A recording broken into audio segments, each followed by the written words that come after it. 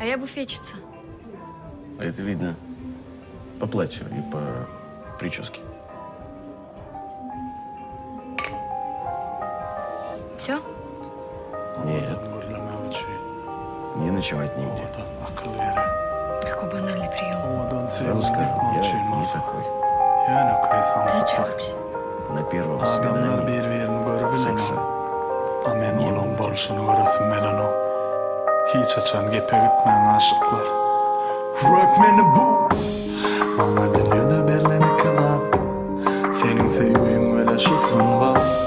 Neçe bey gelip gitse de bu an. Seni sevişini hiç unutmam. Nem için hemme değer etmeyen.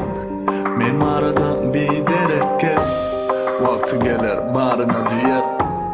Siz yalı gepime çek kepekse yönümden sana sevgi dolu vaktimde Ananıp bilyen sen özgürlürüm aydanla Men yanlışım olup senin gözlerime aydanda Saklap olur bardadı ediliş olmayımızı İşladı uzaklaştırma özüme asla Sevyan adamındır diye olmaz taşla Demek yengil varı bu torlu koşkan Yönü beytlerin barını son bir pışman Ah yanlarıma sevgi başkalarıma beni Sen deyip çıktın var dünyanın derdini Eğer burun koysam koyarım seni için Sonra da yüreğim horar var seni için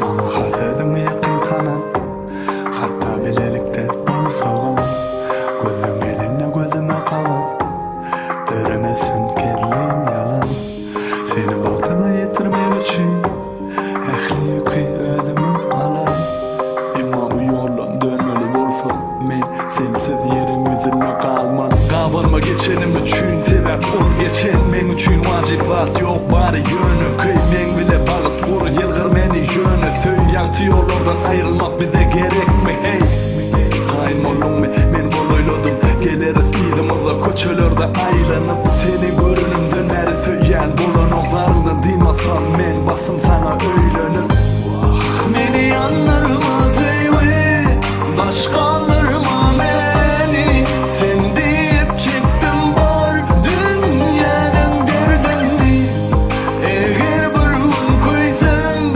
koyarım seni için Sonra da yüreğim horar var seni için Bence ekskluziv. Başkalarıma sevgi başkalarıma beni Sen deyip çıktın var dünyanın derdini Eğer burun koysam koyarım senin için Sonra